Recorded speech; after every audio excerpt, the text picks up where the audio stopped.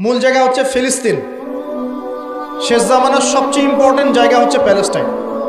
শেষ জামানার যত বড় বড় ঘটনাগুলো ঘটবে, ইমাম মাহাদির আগমন, মুসলিম বাহিনীর বিজয়, জেরুজালেম পুনরুদ্ধার, ইসলামিক খেলাফত প্রতিষ্ঠা, ঈসা আলাইহিস সালামের আগমন, সব ওই জায়গাকে কেন্দ্র করে। সবকিছুই ওখানেই দাজ্জাল বের হবে, দাজ্জালকে আবার মারাও হবে সেখানে, সবকিছু ওখানে। কিন্তু ওই দিক থেকে মুসলিমদের দৃষ্টি ফোকাস করে অন্যদিকে সরিয়ে দেওয়া হচ্ছে। ফিলিস্তিনিদেরকে দেখলেই গুলি মেরে দিতে বলা হয়েছে, দেখেছেন? দেখেন নাই? আমরা যে মসজিদটা দেখেছি আল আকসা, দেখেছেন? এই আকসাকে সরিয়ে দিয়ে সেখানে থার্ড টেম্পল নির্মাণ করার প্ল্যান হচ্ছে। মানে এই যে থার্ড টেম্পল তো বোঝেন না, হাইকেলে সুলাইমানি, মানে ওরা মনে করে যে তারা বানু ইসরাইল। একটু বোঝেন, ওরা মনে করে যে ওরা বানু ইসরাইল, আসলে ওরা বানু ইসরাইল নয়, ওরা হচ্ছে ইউরোপিয়ান জিউস। ওরা মনে করে যে ওদের একজন মাসিহ আসবে। কে আসবে? মাসিহ মানে ত্রাণকর্তা। মাসিহ মানে কি? ত্রাণকর্তা। যে আসলে তারা শুধু আরব না, সারা বিশ্ব তারা শাসন করবে, এমনটা তারা মনে করে। এবং ওদের ধর্মগ্রন্থে একটা আছে তালমুদ। কি নাম? তালমুদ। এই তালমুদের মধ্যে এটা লেখাও আছে যে একজন মাসিহ আসবে, যে মাসিহ আসলে তারা বিশ্ব শাসন করবে।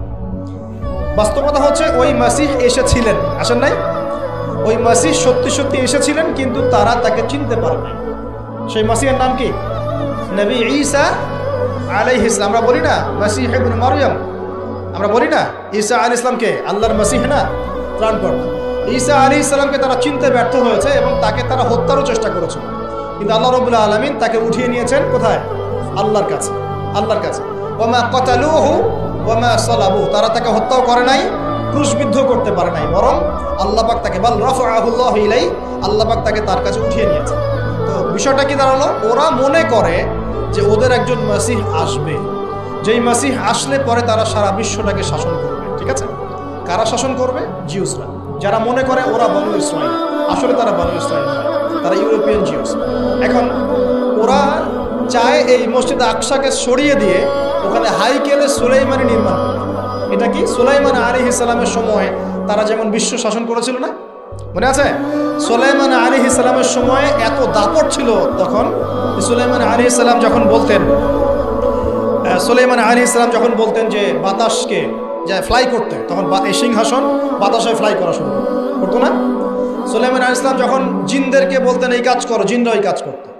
সুলাইমান আলাইহিস সালাম যখন বলতেন জিনদেরকে সমুদ্রে ডুব দাও, ডুব দিয়ে সমুদ্রের নিচ থেকে মণিমুক্তা বের করে নিয়ে আসো, তারা সেটা বের করে নিয়ে আসতো। সুলাইমান আলাইহিস সালাম জিনদেরকে দিয়ে এই মসজিদ নির্মাণ করিয়েছেন, মনে আছে? ওই যে লাঠির মধ্যে ভর দিয়ে তিনি দাঁড়িয়েছিলেন এবং লাঠি জমিনের পোকা খেয়ে ফেলেছিল। আর সুলাইমান আলাইহিস সালাম তখনই কিন্তু ইন্তেকাল করেছেন।